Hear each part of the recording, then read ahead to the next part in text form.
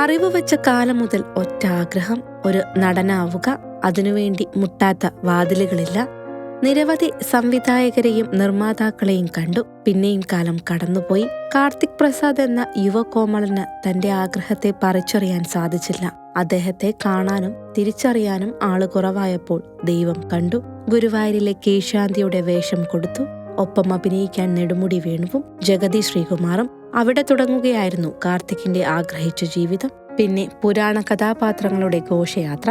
Millennium ഓഡിയോസിന്റെ പ്രണയ ആൽബങ്ങളിലെ നായകൻ. ജയരാജ് ഗുൽമോഹർ എന്ന ചിത്രം സംവിധാനം ചെയ്തപ്പോൾ രഞ്ജിത്തിനൊപ്പം അഭിനയിക്കാൻ അവസരം. വലിയ സ്ക്രീനും ചെറിയ സ്ക്രീനും ഒപ്പം മാതൃഭൂമിയിലെ ജോലിയും. അറിയുന്നവർക്ക് മാത്രം കാർത്തിക് നടനാണെന്നറിയാം. എനിക്ക് നെടുമുടി വേണുചേട്ടൻ്റെ കൂടെയൊക്കെ അഭിനയിക്കാൻ പറ്റി. പുള്ളി അതിൽ പൂന്താനം നമ്പൂതിരിയായിരുന്നു. അപ്പം പുള്ളി ഇങ്ങനെ ഓരോ നമ്മൾ ചെയ്യുമ്പോൾ പറഞ്ഞുതരും. എന്നോട് ചോദിച്ചു, ഫസ്റ്റ് ക്യാമറയ്ക്ക് മുമ്പിൽ നിൽക്കുമ്പോൾ ചോദിച്ചു, നാട്യം പഠിച്ചിട്ടുണ്ടോ എന്ന് ചോദിച്ചു. ഇല്ല. പിന്നെ ജഗതി ശ്രീകുമാറിൻ്റെ കൂടെ അഭിനയിക്കാൻ പറ്റി. പുള്ളി ഗഡോൽഗജനായിരുന്നു. ഞാൻ ദുര്യോധനൻ്റെ മകൻ ലക്ഷണകുമാരൻ.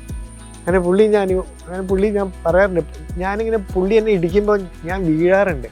അപ്പം പുള്ളി പറയും, നീ അങ്ങനെ വീഴല്ലേ, നീ പുള്ളിൻ്റെ ഒരു വീഴ്ചണ്ടല്ലോ അങ്ങനെ വീഴുന്നു പറയും. പിന്നെ അതുപോലെ ഗുൽമോഹറിലെ ഡയറക്ടർ രഞ്ജിത്ത് ആയിരുന്നു അതിലെ നായകൻ. ജയരാജ് സാറായിരുന്നു ഡയറക്ടർ. അപ്പം 2 ലെജൻസിന്റെ കൂടെ വർക്ക് ചെയ്യാൻ പറ്റി. അതിനിടയിൽ തിരുവനന്തപുരത്ത് നിന്ന് ഒരു വിളിയെത്തി. മൗനരാഗം എന്ന സീരിയലിൽ ഒരു അബ്നോർമൽ കഥാപാത്രമുണ്ട്. ചെയ്യാൻ കാർത്തിക്കിന് പറ്റുമോ? വിളി വന്നതിന് പിറ്റേ ദിവസം ഓണം. വീട്ടുകാരുടെ എതിർപ്പ് വകവയ്ക്കാതെ കാർത്തിക് അവിടേക്ക് വണ്ടി വിട്ടു. പിന്നെ മടങ്ങിയത് മൗനരാഗത്തിലെ ബൈജു എന്ന കഥാപാത്രമായാണ്. ആരാധകരെ വെറുപ്പിച്ചു തുടങ്ങിയ ബൈജുവിനെ കാണാതിരിക്കാൻ പറ്റാത്ത അവസ്ഥ ആരാധകരിലുണ്ടാകാൻ ബൈജുവിലൂടെ കാർത്തിക്കിന് എളുപ്പം കഴിഞ്ഞു. എവിടെ നിന്നാലും എവിടെ ചെന്നാലും കാർത്തിക്കിനെ തിരിച്ചറിയാനും വാരിപ്പുണരാനും ആരാധകരും എത്തി. കുറെ ആൾക്കാർക്ക് ഇയാളുടെ കോമഡി ഇഷ്ടമാണെങ്കിലും ഈ നായകനെ ബുദ്ധിമുട്ടിക്കുന്നത് കാണുമ്പോൾ ഒരു ഇറിറ്റേഷനും ഉണ്ട്. ഒരു വല്ലാത്തൊരു ജാതി സാധനം എന്നുള്ള രീതിയിലാണ് ആൾക്കാർ കാണുന്നത്. പിന്നെ ബൈജു എന്ന് പറഞ്ഞ ക്യാരക്ടറിൻ്റെ ഒരു സീരിയൽ അങ്ങനെയാണല്ലോ, നമുക്കൊരു ഒരേപോലെ ക്യാരക്ടർ പോവില്ല, കുറച്ച് മാറ്റം വന്ന് അത് അയാളൊരു പോസിറ്റീവ് സൈഡിലേക്ക് മാറി. പക്ഷേ നമ്മൾ ഇങ്ങനെയൊക്കെ ചെയ്യുമ്പോഴാണ് നമുക്കൊരു പ്ലേ ചെയ്യാനും ഒരു പെർഫോം ചെയ്യാനും ഉള്ള ഒരു ഇതുണ്ടാവും. പക്ഷെ വളരെ പോസിറ്റീവ് ആകുമ്പോൾ നന്നായിട്ട് ആൾക്കാർക്ക് ഇഷ്ടപ്പെടും.